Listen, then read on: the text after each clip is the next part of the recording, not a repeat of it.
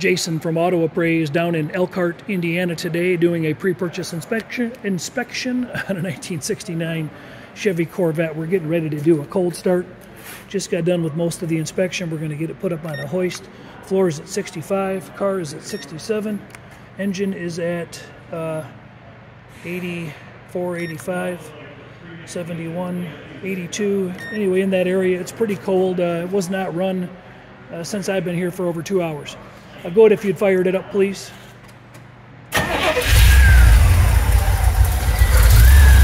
Car's a 69 with reported 15,000 original miles. And that may or may not be the case just because there's no necessary proof being presented with this car. This inspection is being done for a potential out-of-state buyer. And if you're watching the video and you're not the guy that hired me, you're seeing it much later. So he may already own it and it might be in his garage, or it might still be up for sale if he passed. But if you are looking at this video, you're looking at it for a sample of inspection purposes. Jason Phillips from Auto Appraise. I'm out of Michigan. 800-301-3886. If you want to follow along and see what we come up with. We hit the pause button, we'll get her on a hoist. Now, while he's getting it up on the hoist, the car's set up as a L46 HW code 350 horse. Riverside Gold. Let me pause and help him. While we're preparing to lift the vehicle, say that 3 times fast. Take a look at these Corvette rallies, and these are a chrome finished rally wheel with caps present, BFG radial TAs. The tread's in good shape. They don't have too many miles on them. I don't see any date codes on them easy to read. There's the very slightest amount of dry cracking beginning to form in the treads. Nothing super bad though, for sure. And they got great tread, front and back, and all the wheels look just like that. While I'm still down on the ground, once we get outside for a test drive, I'll show the body and paint better, but the repaint work was done in a really nice fashion. There's a small crack touched up there. We got a small chip on the headlight door touched up there. Color match is real consistent panel by panel. Very little dirt or contamination present. There he goes. There we go, we're back. There's very little dirt, trash, or contamination to report in the paint. Some small, subtle little bug's feet, if you will, or hairs present, but nothing that's that detracting. Nothing you don't see in a really high-end garage respray. If it was in a booth, you know, there was a little bit of dirt present, but nothing that too many people would complain about. There's one small chip here. We're moving the car again. Okay. The buyer will be provided with a multitude of exterior photos and a video outside to see what he's seeing. A small piece of dirt right here in the paint. But again, overall, try not to pick on the car too hard. It's got a great color match, great reflection for a base clear job. The car was reportedly repainted in 2016. And it doesn't seem like it's sported much wear since that time.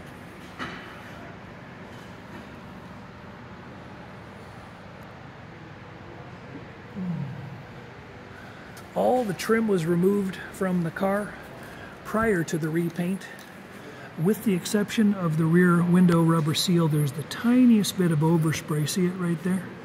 And then these T-top chrome edges. Just a little bit of a tape line showing present there. But it appears that the door handles and the mirrors and the antenna bezel, luggage rack, tail lights, script, all the usuals.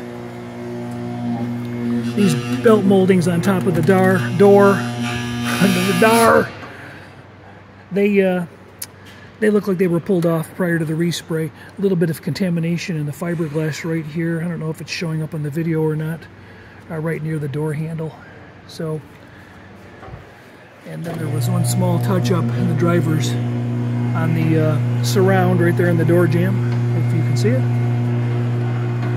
But again, not my goal to pick the car apart, just to make the buyer aware, hey, if you buy this car, this is what you're getting. This is what you hired me for, right? One small crack in this wheel opening here.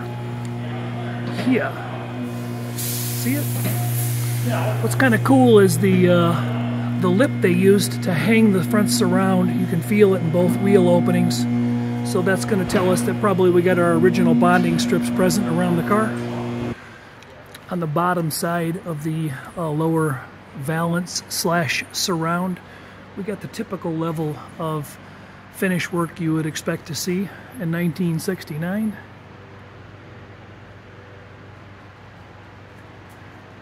It's a small crack and chunk of damage there, just inside the passenger side grille. This chrome right here looks like it could be cleaned up just a little bit. It's not. That's not staying. The owner tells me that they put a ceramic coat on the car after it was all cleaned up and detailed. Got a small crack right there following into the lower air dam. And again, this is all stuff you really don't see when you're going down the road at 70 miles an hour. Front grills look to be original components, so do the marker lights, and they look like they're in good shape. Chrome bumpers front and rear, by the way, fit the body nicely. Slightly wider gap on the passenger side here than on the driver's side, but nothing too destabilizing. And really light patina on the finish. Nothing to get excited about. Again, all the wheels look great. Side vents were all pulled prior to the respray emblems. So the paint presents really nice. If you're out cruising in this car, people are going to go, hey, that's a really good looking car. Tell that inspector to lay back. Alright, so I've had a chance to look around underneath this car on brake time, and the pause button is off, and we're going to go to work here. I've got all original upper and lower control arms and control arm bushings. You can see a little, where's my lens at? There it is. You can see a little pancaking and deterioration in all the A-arm bushings. It's probably not focused very well, sorry for that, but they could all stand to be rebuilt. All of this front suspension is stock and original, and you know, another good sign of a low miles vehicle is seeing these original riveted ball joints, upper and lower. That's what we've got here. Boots are not horribly blown out, so they are surviving pretty well. That upper one's a little pushed out. Rubber brake lines up front have been changed. These calipers have been out, and those pads look newer. Rotors look newer. It's a while ago, but you can see they've been done. The rear brakes have original rubber lines, and the calipers do not look like they've been apart. The owner was just telling me, who's wandering around the building here, is that he does have some additional parts that came with the vehicle, and he thinks he has rotors that they gave him when he purchased the car. The bottom of this radiator inlet is pushed up. Somebody maybe jacked this sway bar up. We're not really sure what happened there, but let's see if I can point at it and show my flashlight. Let's see here if I can get this going on. Kind of hard to be the holder, but right in here we've got damage to that outlet of the radiator. Probably still flowing okay. So front suspension, you know, I'm sure this thing goes down the road goods. It was reported to be going down the road good. Here we've got some weeping going on in the power steering assist. I don't know where it's coming from, but it's got some wetness there. Bottom of the motor you can see is touched up, painted in Chevy orange in areas. You can see a little overspray on a few miscellaneous items that lead us to believe there was some touch-up paint work done while the motor was in the car. Motor has been out of the car, by the way. because back here where the top ear, oh, this exhaust is hot. Back here we got a little damage to the firewall. See if I can get my finger up here and point. Right up here, got a little puncture from where the engine was being put in, swung backwards and hit the firewall there. I think that's what that's from, hard to say. There's also this foam coating that's been placed on the floor. It's like a sound deadener and heat transfer component. The car supposedly has a California history and then Arizona history, so it came from the hot areas. And that foam you can see is kind of eaten away here. Clunk of it missing, and it runs real close to this exhaust system. So they had to shave a little bit of it out to get that by there, or it might have just burned or melted out. Hard to say. Hard to say. Got a little bit of oil on the starter. Got some oil showing at the front main pan seal. The car just was pulled over here, so I don't think any of this is us, although it could be from that steering assist if the car was here before on this hoist. I don't know if it was. And then we've got some oil drippage here at the rear main. So I've been here for 45 minutes maybe, and I don't see anything coming down. A couple drops of oil on the transmission case. So this foam coating is here on the front floor tubs, and then on the back floor tubs we're in good shape. Let me get further from the car. There's a crack in this floor tub here. I'm guessing somebody possibly went up with a hoist pad and accidentally put it right there because they did not know that that would happen. So that's cracked pretty good. Nothing a little time and fiberglass wouldn't fix, right? Big old stainless exhaust system is real nice. Composite spring, so it's an aftermarket rear spring that's been changed. Shocks have been changed at some point. These rear calipers, if they were done, it's been some time. And you can see the shocks were changed. Later AC Delco shocks. Back here on the lower control arms, you can see the bushings are kind of blowing out, and those could probably stand to be changed so they could tighten up. Those are original non-adjustable OEM lower arms. And we got the same thing going on over here. Over here.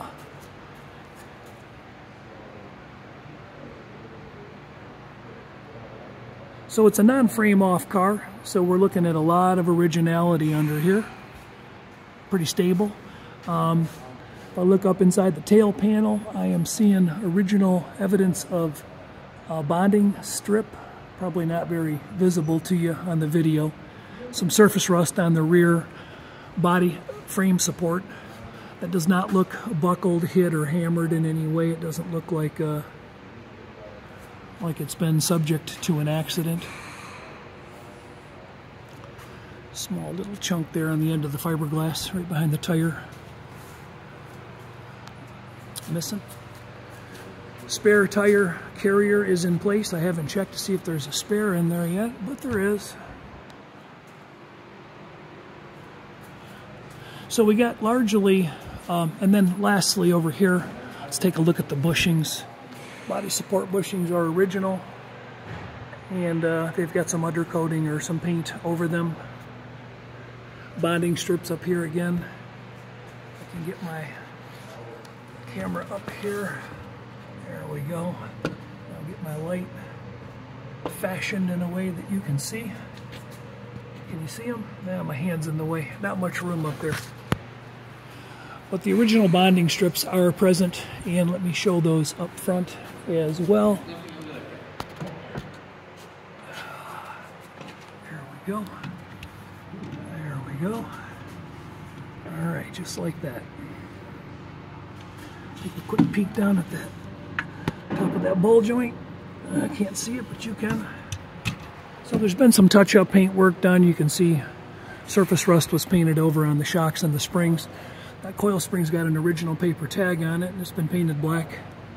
So A lot of heavy grease buildup on these control arms, and the bottom of the car could stand a really good power washing and then cleaning it up and maybe get after some of the suspension rebuild.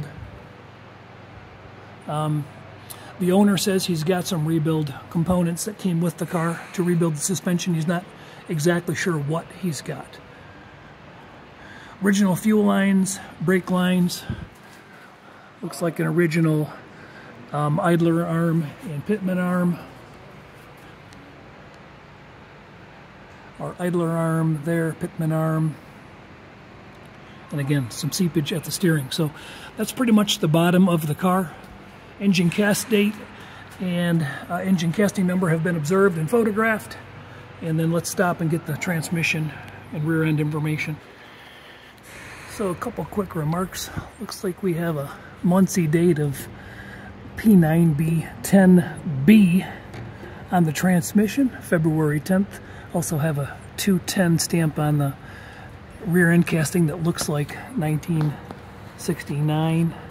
I cleaned some grease off it. We'll see what those photos look like later. But there's your trans and there's your VIN stamp. And again, it's a 3925660 case, Muncie 4-speed. That's got the fill plug but no drain plug. And again, stamped as a B case. And then cleaned up the rear end. And I've got still photos of that as well. My guess is, based on looking at the rear suspension components, that the rear end's never been out of this car. That would be my guess. So I'm guessing we're dealing with an original rear end on the car as well. Okay, so composite rear spring, I think we covered that. No, one thing he asked me if it was a matching. So to wrap up, we're going to bring the car down off the hoist. So a recap is original fuel lines and brake lines, rubber lines have been traded out on the front brakes. Nothing else really to report on the restoration of the suspension or underbody. Okay, here we come.